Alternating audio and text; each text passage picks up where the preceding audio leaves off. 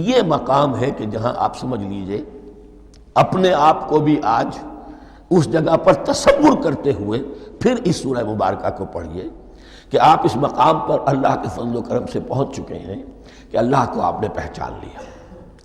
اور اس کی توحید کو جان لیا، اس کی جملہ صفات کمال سے آپ واقف ہو گئے، آپ یہ بھی جان گئے کہ مر کر اس کے حضور میں حاضر ہونا ہے اور وہ حساب کتاب لے گا۔ پھر آپ نے یہ عہد بھی کر لیا کہ اب زندگی گزارنی ہے اس رب کی بندگی میں، اسی کی فرما برداری میں۔ اب یہاں کھڑے ہو کر آپ پوچھتے ہیں کہ اللہ مجھے وہ تفصیلی ہدایت عطا فرما، ایسا نہ ہو کہ کبھی میں کسی راستے پر چلتا ہوا کسی پگڈنڈی پر مڑ جاؤں اور وہ تھوڑی سی جو ڈیوییشن ہو میرے راستے کی وہ میری عاقبت کو برباد کر دے۔ یک لحظہ غافل گشتم و صد سال راہم دور شد، اس لیے کہ ہوتا یہی ہے سیدھے راستے سے ذرا سی کوئی پگڈنڈی جو ہے تھوڑے سے اینگل پر نکلی ہے، لیکن جب چلتے جائیں گے آپ تو جتنا آگے بڑھیں گے اس پر، اس راہ صراط مستقیم سے آپ اتنے ہی زیادہ دور ہوتے چلے جائیں گے۔